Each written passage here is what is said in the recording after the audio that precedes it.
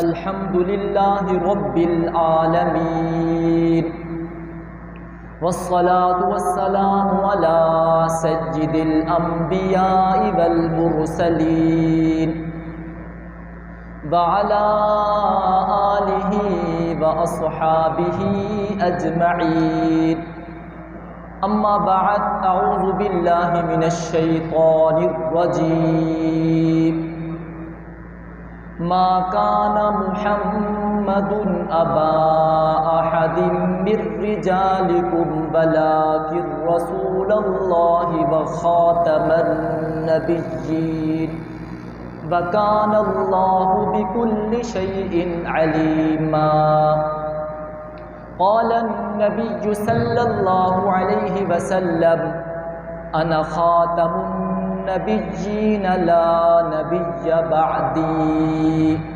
صدق اللہ العلی العظیم۔ تمام حضرات عقیدت اور محبت کے ساتھ درود پاک پڑھ لیں۔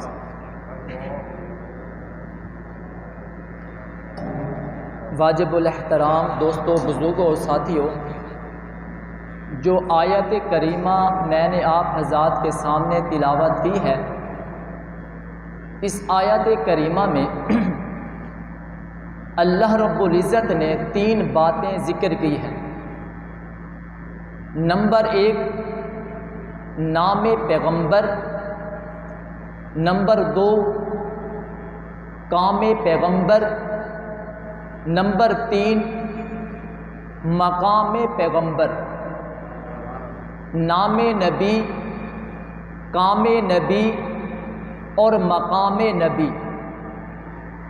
فرمایا ما کان محمد، تمہارے نبی کا نام محمد ہے صلی اللہ علیہ وسلم،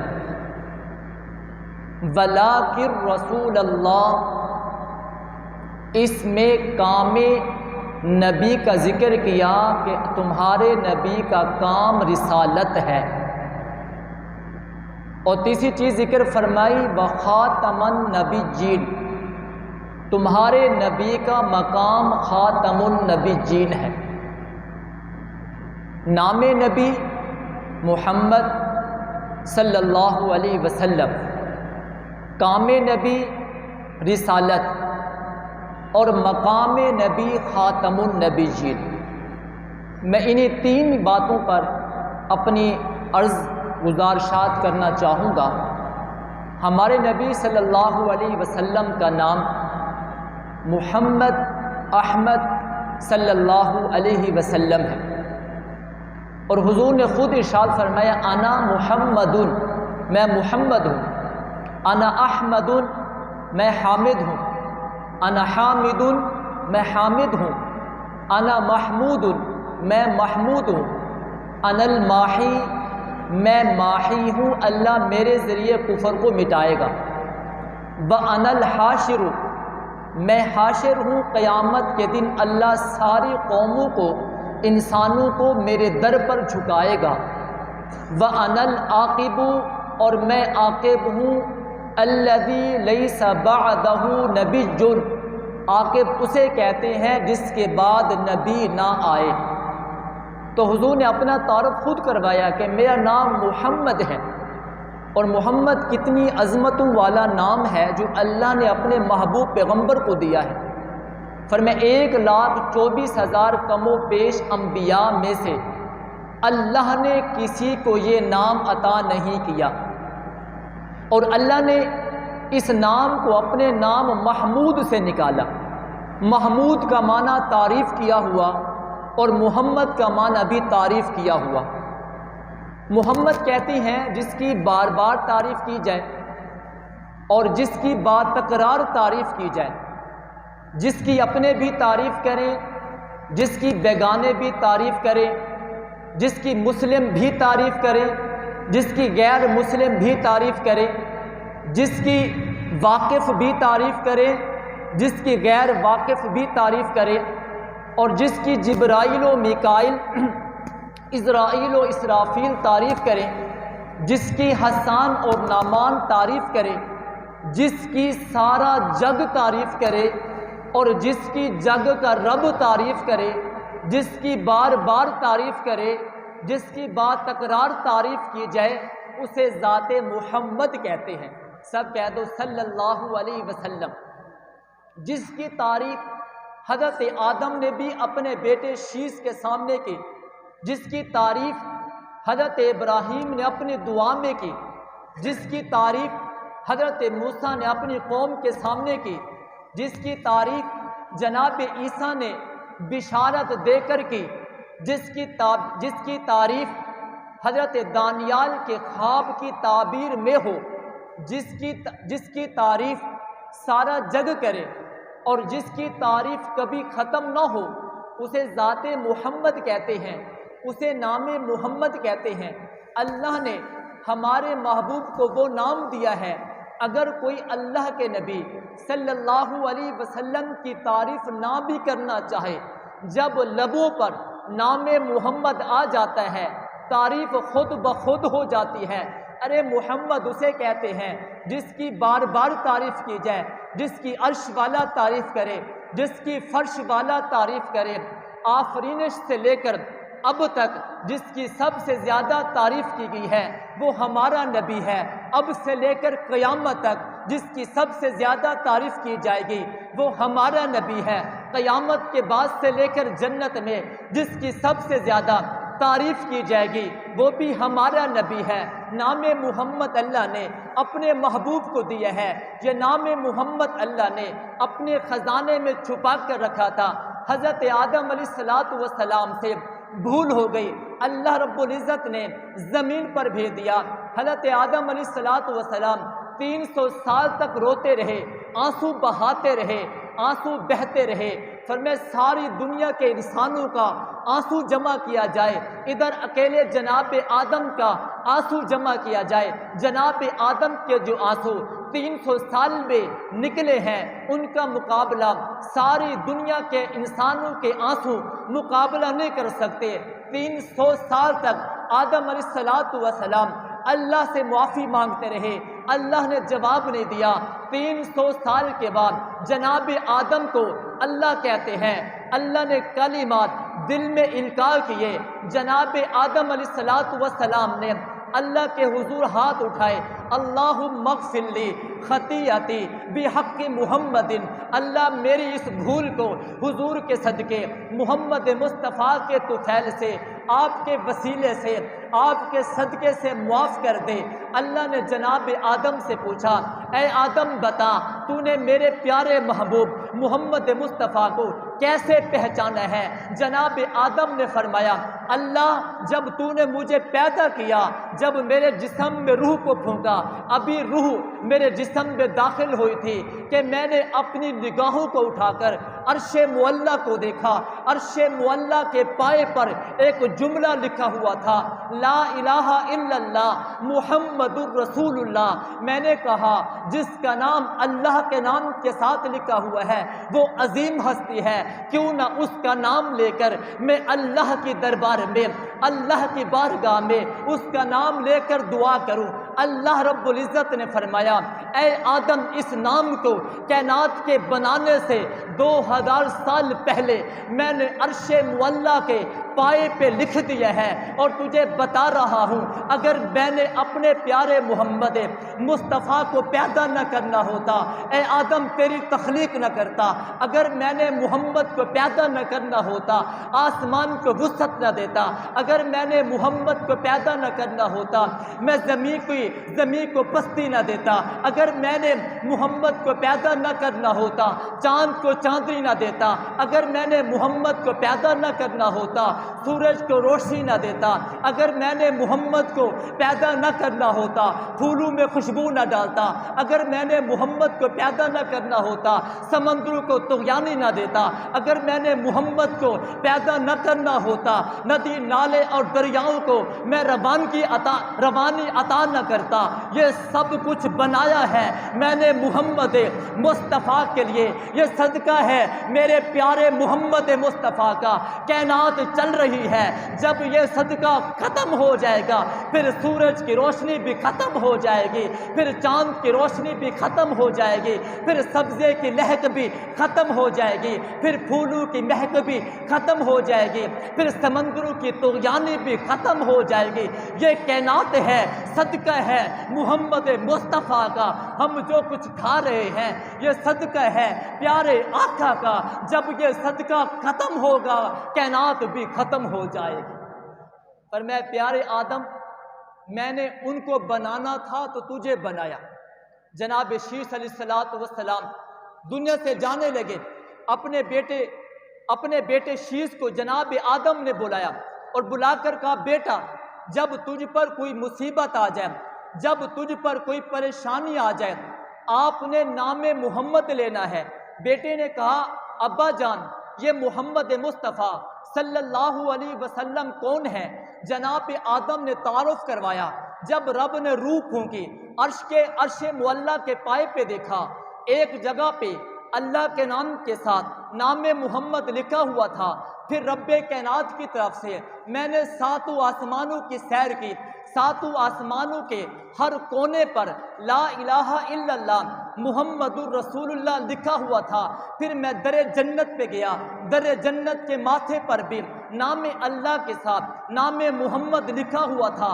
پھر میں جنت کے اندر گیا، جنت کے در و دیوار پہ دیکھا، نام اللہ کے ساتھ نام محمد لکھا ہوا تھا۔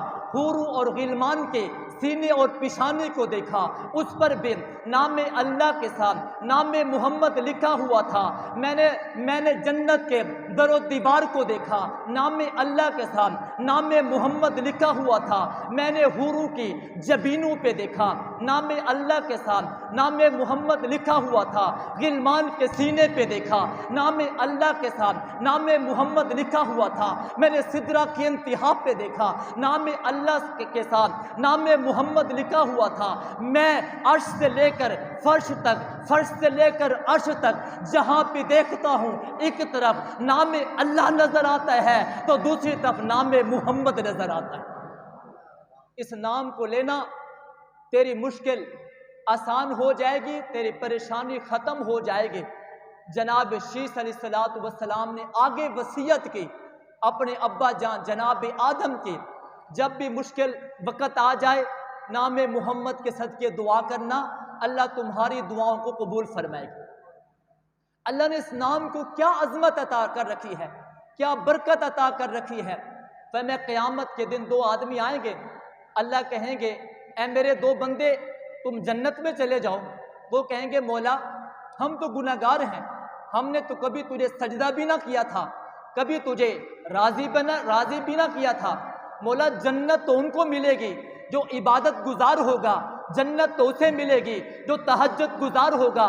یا اللہ جنت تو اسے ملے گی جو سخاوت لے کر آیا، اللہ جنت تو اسے ملے گی جس کے دامن میں نماز ہوگی، اللہ جنت تو اسے ملے گی جس کے دامن پہ روزہ ہوگا، اللہ جنت تو اسے ملے گی جس کے پاس حج جیسا فریضہ ہوگا۔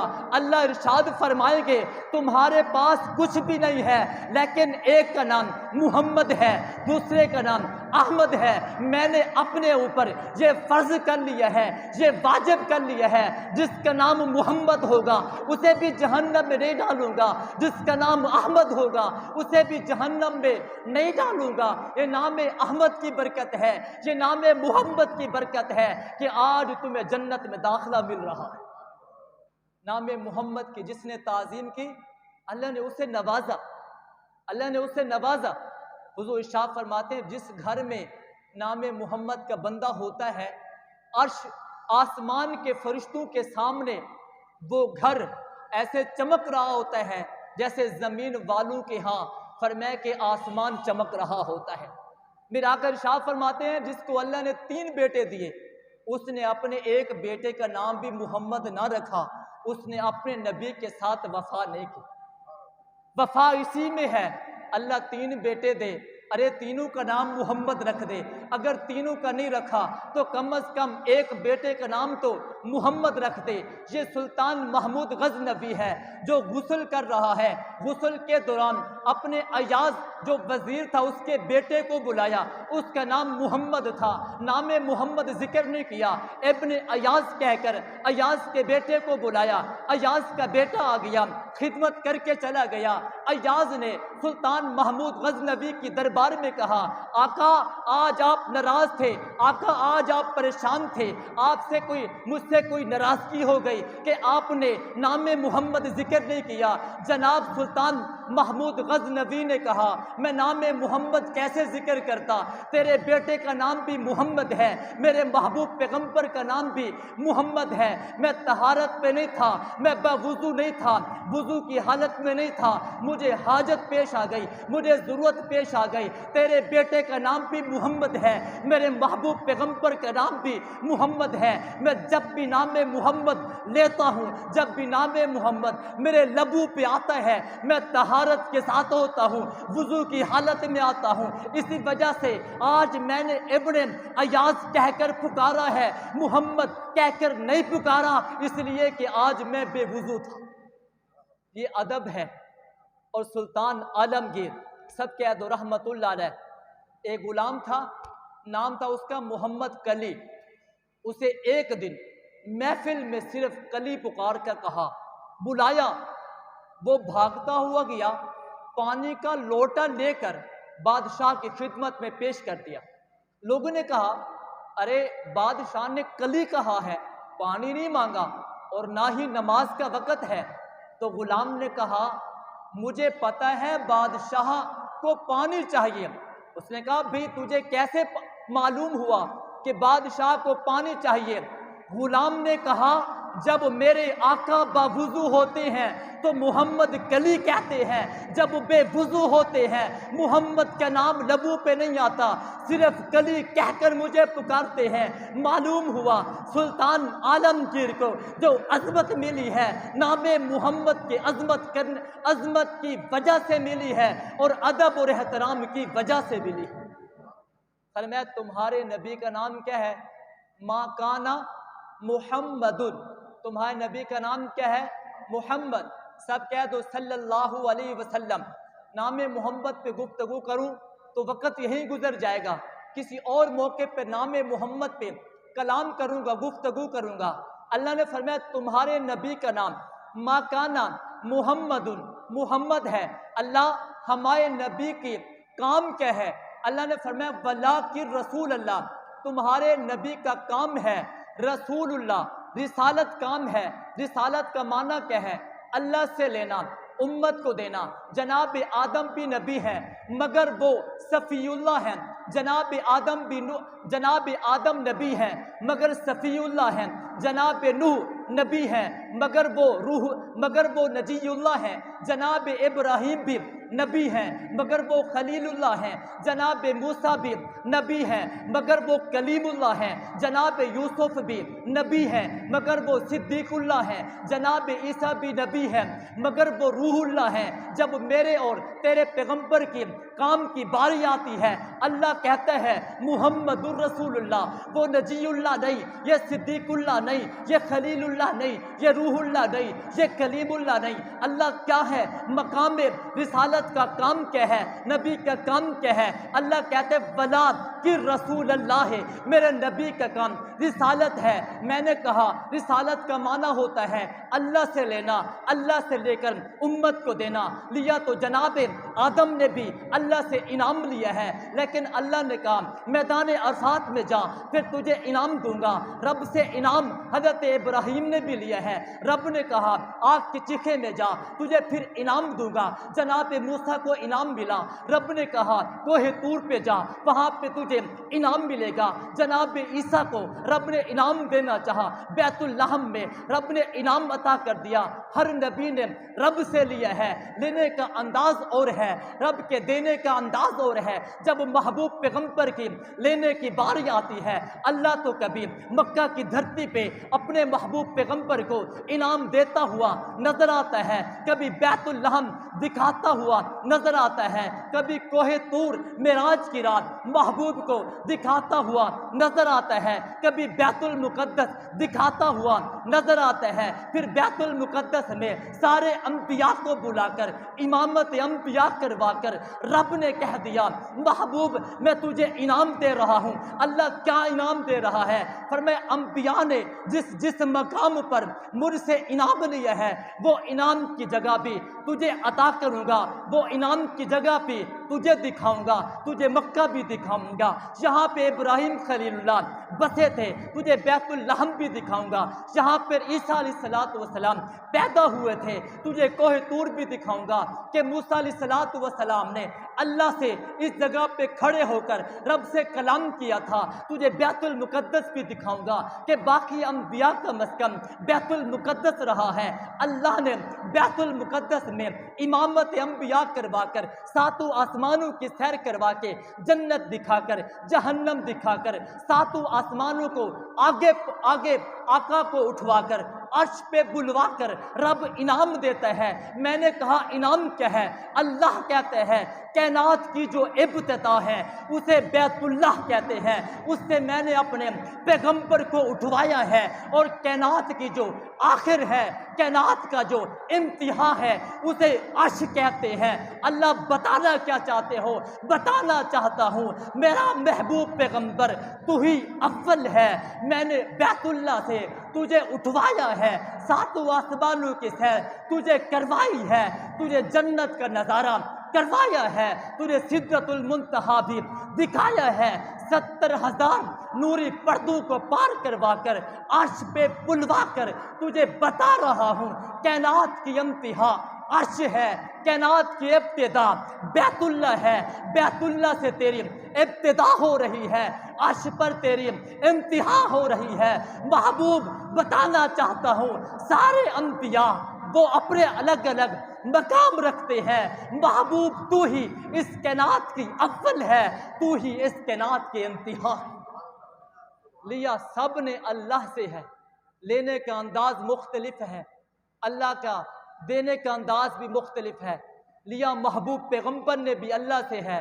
لینے کا انداز اور ہے، دینے کا انداز اور ہے، زمین سے اٹھوا کر ساتوں آسمانوں کو پار کروا کے سدرۃ المنتہا کو پار کروا کر عرش پر اللہ اپنے محبوب پیغمبر کو بلوا کر عطا کرتے ہیں۔ محبوب انا آتینا کل کوثر، کائنات میں جو کچھ میں نے بنایا ہے وہ سبھی کچھ تیرا ہے۔ ابو بکر کو میں نے تیرا صدیق بنا دیا ہے، فاروق کو میں نے تیرا سسر بنا دیا ہے، ابو بکر کو میں نے تیرا سسر بنا دیا ہے، عثمان کو تیرا داماد بنا دیا ہے، علی کو تیرا داماد بنا دیا ہے، بلال کو تیرا عاشق بنا دیا ہے، خبیب کو تیرا عاشق بنا دیا ہے، زنیرہ کو تیری عاشقہ بنا دیا ہے۔ سارے تجھ سے محبت کریں گے، توحید میری ہوگی، رسالت تیری ہوگی، زمین تیری ہوگی، حکومت تیری ہوگی، رسالت میں تجھے عطا کروں گا، ختم نبوت کا صحرا بھی تجھے عطا کروں گا، بلبل میرا ہوگا، ترنم تیرا ہوگا، پھول میرے ہوں گے، خوشبو تیری ہوگی۔ محبوب پیغمبر اس کائنات میں توحید میری ہوگی، رسالت تیری ہوگی۔ اللہ سے جس انداز سے محبوب نے لیا اس انداز سے کسی اور پیغمبر نے نہیں لیا۔ وَلَٰكِن رسول اللہ، یہ کام نبوت، یہ کام نبی ہے۔ اللہ فرماتے ہیں تمہارے نبی کا کام کیا ہے؟ رسالت، اور رسالت کا معنی ہے اللہ سے لینا اور امت کو دینا۔ فرمایا اللہ ہمارے حضور کا، ہمارے نبی کا، آقا و مولا کا مقام کیا ہے؟ اللہ فرماتے ہیں وہ خاتم النبیین، تمہارے نبی کا مقام خاتم النبیین ہے، وہ سب سے پہلے پیدا کیے گئے، سب کے آخر میں بھیجے گئے۔ سب سے پہلے نبوت میرے محبوب کو ملی اور سب کے آخر میں حضور کو بھیجا گیا۔ اور یہاں پر علماء نے کہا خاتم کا ایک معنی ہے خاتمیت زمانی. زمانے کا مطلب یہ ہے حضور کے آنے کے بعد اب کسی زمانے میں کوئی نیا نبی نہیں آئے گا. خاتم کا ایک معنی ہے خاتمیت مکانی. اب کائنات کی کسی جگہ پر کوئی اور نبی نہیں آئے گا. اللہ نے فرمایا زمانے میں میرا محبوب پیغمبر کی نبوت چلے گی, مکان میں بھی میرے نبی کی نبوت چلے گی. خاتم کا ایک معنی علماء نے لکھا ہے خاتمیت رتبہ. اللہ نے فرمایا میں نے سارے رتبے اپنے محبوب پہ ختم کر دیے ہیں. سخاوت کو محبوب پہ ختم کر دیا ہے, صداقت کو محبوب پہ ختم کر دیا ہے, عدالت کو محبوب پہ ختم کر دیا ہے, دیانت کو حضور پر ختم کر دیا ہے, حسن و جمال کو حضور پہ ختم کر دیا ہے. وخاتم النبیین, میں نے نبوت کو بھی حضور پر ختم کر دیا. 1953 میں تحریک آزادی ختم نبوت اٹھی. عاشقوں نے, پروانوں نے, جان نثاروں نے اپنے اپنے جان کا نذرانہ پیش کر کے حضور کی ختم نبوت کا دفاع کیا ہے. سب کہہ دو, سب کہہ دو سبحان اللہ. عاشقوں نے اپنی جان کا نذرانہ پیش کر کے ختم نبوت کا دفاع کیا ہے. اگر میں ان تحریک کا ذکر کروں, وقت زیادہ چاہیے, 2 عاشقوں کی بات کرنا چاہوں گا. ایک ماں اپنے بیٹے کو دلہا بنا کر دہلی کے دروازے سے گزر رہی ہے. معلوم ہوا ادھر تھر تھر گولیوں کی چلنے کی آواز آ رہی ہے. ماں پوچھتی ہے لوگوں بتاؤ یہ گولیوں کی آواز کیوں آ رہی ہے, یہاں پہ عاشق کیوں جمع ہے, لوگوں کا جنب غفیر کیوں ہے. جواب آتا ہے آج ختم نبوت پہ پروانے اپنی جان کی بازی لگا رہے ہیں, اپنی جان پیش کر رہے ہیں. ماں کہتی ہے جس کو اپنے بیٹے کو دلہا بنا کر لے جا رہی تھی, دلہن سے کہا اپنے گھر چلی جا.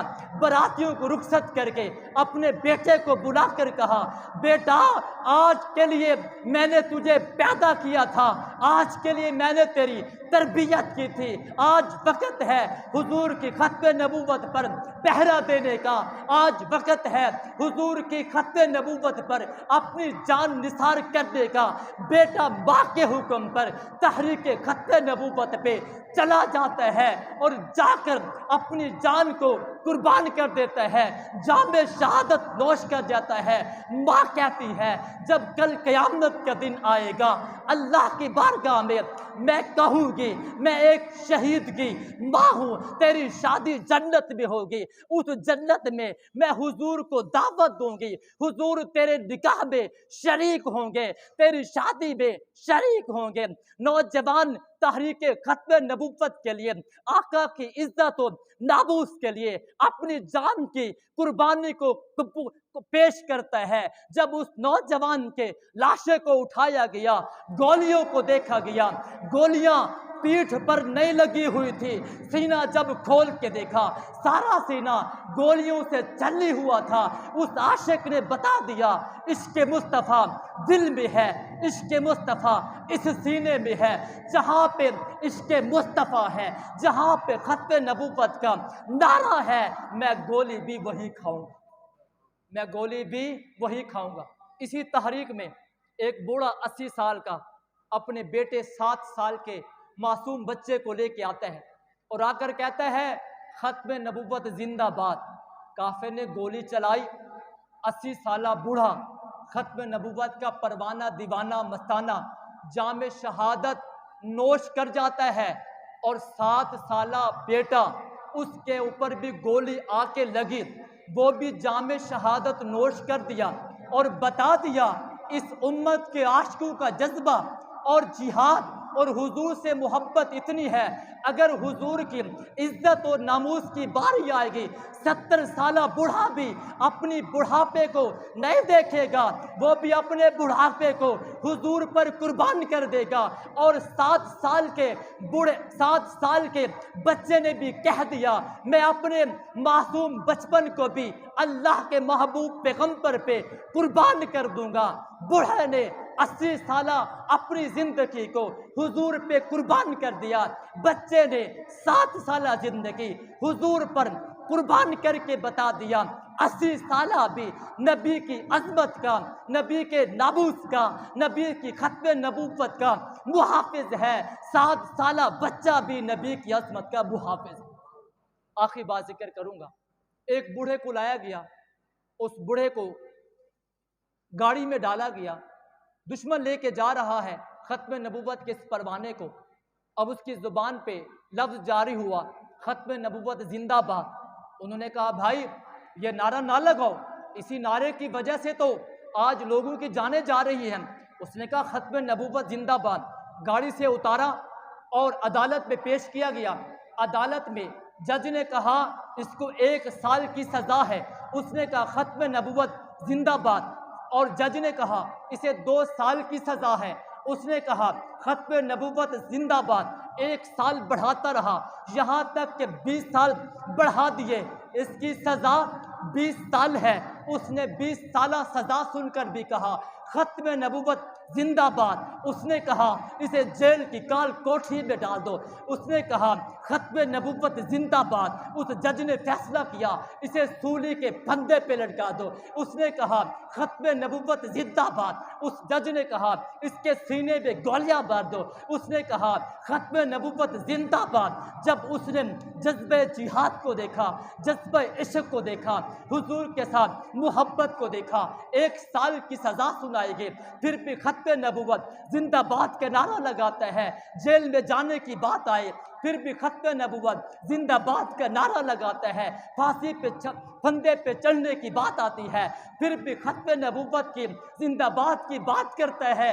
جج نے کہا حقیقی معنوں میں اگر عاشق دیکھنا ہو نبی مکرم حضرت محمد مصطفیٰ صلی اللہ علیہ وسلم کا، اس عاشق کو دیکھ لو جو سزائے سن کر بھی ختم نبوت کا نعرہ لگا رہا ہے۔ اس نے کہا تیری ساری سزاؤں کو معاف کر کے تجھے بری کرتا ہوں اور تیرے لیے اعلان کرتا ہوں تجھے سزائے موت نہیں دی جا سکتی، تجھے رہا کیا جاتا ہے۔ اس بوڑھے نے کہا ختم نبوت زندہ باد، مرنا ہے تو حضور کے لیے مرنا ہے، جینا ہے تو حضور کے لیے جینا ہے، جیل میں جانا ہے تو حضور کے لیے جانا ہے، جام شہادت نوش کرنا ہے تو اس نبی کریم کے لیے جانا ہے۔ اس نے بتا دیا ہر حالت میں ہم جہاں بھی ہوں گے یہ نعرہ لگاتے رہیں گے ختم نبوت زندہ باد۔ اور مولانا قاسم نوتوی رحمۃ اللہ علیہ نے فرمایا بھائی ہمارا عقیدہ ہے اگر کوئی مخلوق آسمان پہ رہتی ہے حضور اس کے بھی آخری نبی ہے، کہہ دو بھی کیا ہے، آخری نبی ہے۔ مولانا قاسم نوتوی اپنا عقیدہ بیان کرتے ہیں اگر زمین پر کوئی مخلوق رہتی ہے حضور اس کے بھی آخری نبی ہے۔ مولانا قاسم نوتوی فرماتے ہیں اگر کوئی سورج پہ رہتا ہے حضور اس کے بھی آخری نبی ہے، اگر کوئی چاند پہ رہتا ہے حضور اس کے بھی آخری نبی ہے، اگر کوئی زحل میں رہتا ہے حضور اس کے بھی آخری نبی ہے، اگر کوئی مشتری میں رہتا ہے حضور اس کے بھی آخری نبی ہے، اگر کوئی مریخ میں رہتا ہے حضور اس کے بھی آخری نبی ہے۔ مولانا قاسم نوتوی فرماتے ہیں حضور کو رب کریم نے معراج کی رات 7 آسمانوں کی سیر کروا کے جہاں سارا دکھا کر اپنی ذات کا جلوہ دکھا کر عرش بری پہ بلوا کر رب کریم نے بتا دیا محبوب جہاں تک رب کی ربوبیت ہے وہاں پر میرے محبوب کی نبوت ہے۔ اللہ مجھے اور آپ کو عمل کی توفیق